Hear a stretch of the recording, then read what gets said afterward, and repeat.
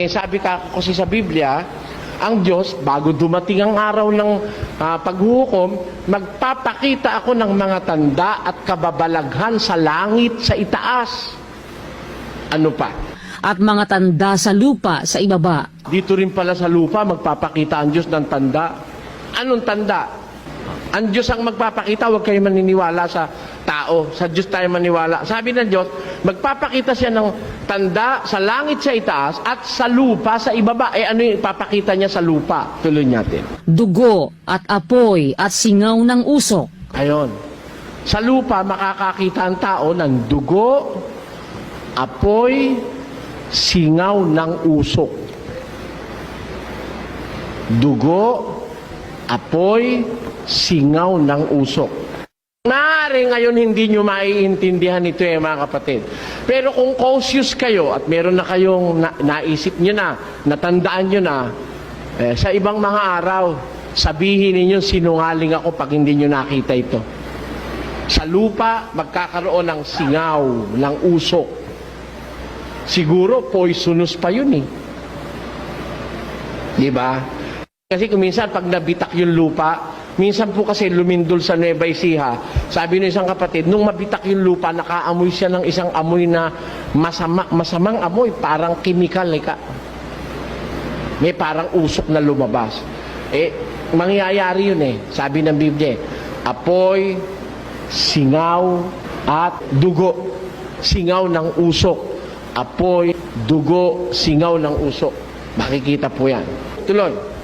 Ang araw ay magiging kadiliman. Meron pang isa.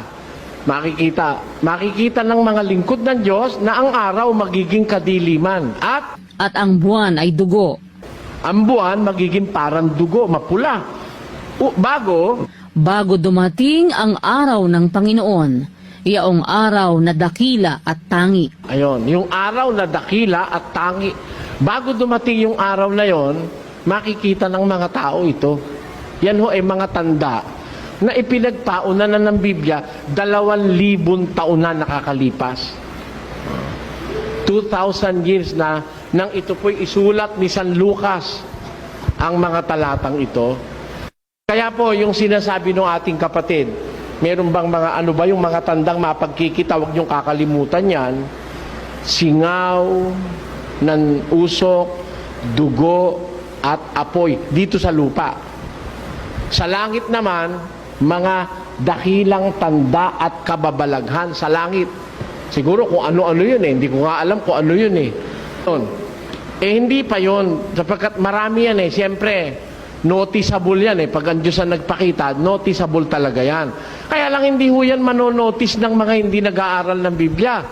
Hindi nila yan papansinin. Lalo na yung halimbawa, ngayon usong-uso na yung lindol, Kaya ngayon, para man pag lumindol, pagka lumindol ngayon, parang hindi na masyadong pinapansin ng tao dahil nasasanay na tayong madalas lumilindol, di ba?